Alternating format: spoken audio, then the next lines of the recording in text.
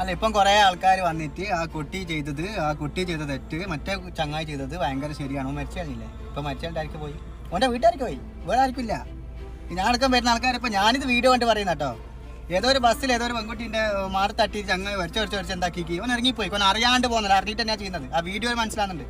അതായത് ചെറിയ കുട്ടിയൊക്കെ വീഡിയോ കാണിച്ചു കൊടുത്താലും അവൻ അറിയൊക്കെ അവൻ സ്വയം ബോധത്തിൽ തന്നെയാണ് ആ കുട്ടീനെ മാറി തട്ടി പോകുന്നത്. ആ കുട്ടി ഇങ്ങനെ വീഡിയോ എടുത്തിട്ടുണ്ട്. അവൾ എന്ത് കണ്ടന്റോ കാതോ എന്നും നമുക്കറിയില്ല. ആ കുട്ടി വീഡിയോ എടുത്തതിൽ ഇപ്പം കണ്ടതിൽ മനസ്സിലാകുന്നെന്താ ആ അജ്നാസ് ഖത്തർ ന്യായീകരണ തൊഴിലാളി എത്തിയിട്ടുണ്ട്. ഷിംജിത കൊലയാളിക്ക് വേണ്ടി ഇവൻ സപ്പോർട്ടുമായിട്ട് എത്തിയിരിക്കുകയാണ്. ആ വീഡിയോ കണ്ട എല്ലാവർക്കും മനസ്സിലാകുന്ന കാര്യമാണ്, ദീപക് എന്ന് പറയുന്ന സഹോദരന്റെ ഭാഗത്ത് ഒരു തെറ്റുമില്ല, അവൾ അങ്ങോട്ട് മുട്ടിച്ചാണ് ഇത് വീഡിയോ എടുക്കുന്നതെന്ന് എല്ലാവർക്കും മനസ്സിലാകുന്നുണ്ട്. എന്നിട്ടും ഇവൻ പറയുന്നത് അതിനകത്ത് അവന്റെ ഈ ദീപക് എന്ന് പറയുന്ന സഹോദരന്റെ ഭാഗത്താണ് തെറ്റാണെന്നാണ് ഇവൻ പറയുന്നത്. ഇവനെപ്പോലുള്ള ആൾക്കാർ ഈ ചലയ്ക്കുന്നത് കൊണ്ട് എന്ത് പ്രയോജനം ഉണ്ടാകുന്നത്? ഒരാളുടെ മരണത്തിൽ പോലും ഒരു ലെവലേശം സഹാനുഭൂതി ഇല്ലാതെ, വിഷമമില്ലാതെ, സങ്കടമില്ലാതെ സംസാരിക്കാൻ എങ്ങനെ കഴിയുന്നു അല്ലേ? ഒരു സൈക്കോയ്ക്ക് മാത്രമേ ഇങ്ങനെയൊക്കെ സാധിക്കത്തുള്ളൂ. നിനക്കോ നിന്റെ വീട്ടുകാർക്കോ ഇതേപോലെ ഒരാളെ നഷ്ടപ്പെടുമ്പോഴായിരിക്കും അതിന്റെ വേദന മനസ്സിലാകുന്നത്.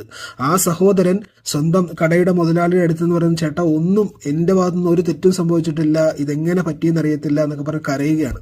ആ സഹോദരൻ അറിയുന്ന കൂട്ടുകാര്, അമ്മ, അച്ഛൻ, അയൽവാസികൾ എല്ലാവരും ഒരേ സ്വരത്തിൽ പറയുന്നത് ഇത്രയും തങ്കപ്പെട്ട മനുഷ്യനില്ലെന്നാണ്.